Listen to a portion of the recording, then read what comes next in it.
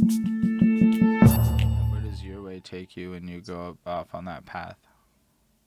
Bro, when I was in And are you still out in the middle of nowhere, Quebec, all this time? fuck yeah, I'm still in the same place.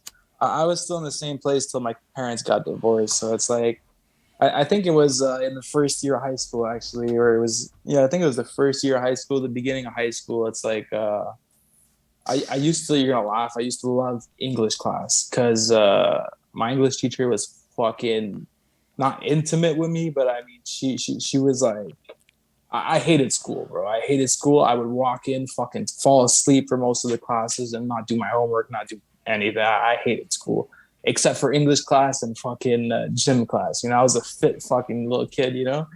And yeah, so when I used to go into English class, the teacher would always make us do orals and written stuff and all that stuff, you know? So it's like I discovered in that first year, maybe half the year, that I was good at writing stories and fucking poems. I was writing poems, bro. This shit was just, I had a fucking thick ass book and I was just writing poems, writing stories, writing and writing and writing, bro. And that's what made me, what can I say? It made me develop like a skill, I guess. You know, just writing over and over, it makes you like better and better, you know? And I just never had a story to tell. So I used to always make up stories. I used to just make shit up all the time. Boom, boom, boom, boom. And my teacher on top, bro, I was getting A's all the time. You know, I was getting 100% on my fucking writtens, 100% on the orals and shit.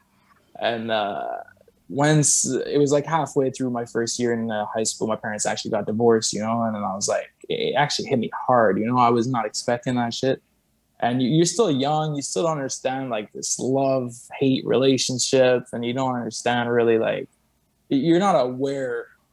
Like nowadays I see it and I'm like I understand fully, but back then, you know, I took it hard, you know. And then I was at a point in age where all my friends would live in the sector where my dad would live, so I wanted to stay with my dad, and my mom fucking was like, "No, you're gonna stay with me." And then they were fighting for me, you know. And then it ended up I had to do 1 week of my dad's, 1 week of my mom's, you know.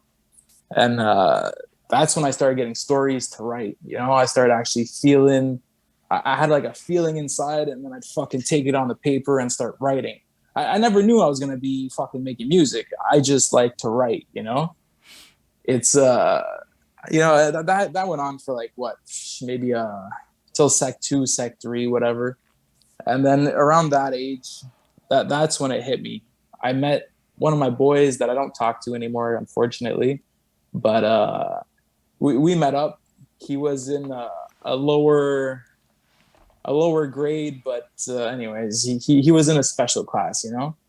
And we hit it off real good, and we were just talking all the time and shit. And then one day, I don't remember what happened really. It's kind of blank, but we ended up going to my place. We had I had a music program in my computer. So when we went to my place, I'm like, yo, let's open up this music program. Let's fuck around. Open the music program. I had a, it was from the PlayStation 2 or the PlayStation 3. They had their little camera with the mic, you know? Right. I don't know. Yeah, yeah. I know So, what you're so talking anyways, about. You're not even the first person to bring this up. bro, we took that shit. You know, it was in my brother's room. We unplugged it, plugged it into the computer, and then I had a vacuum. I had a central vacuum. You know, you plug it into the wall, and so we put like two chairs side to side.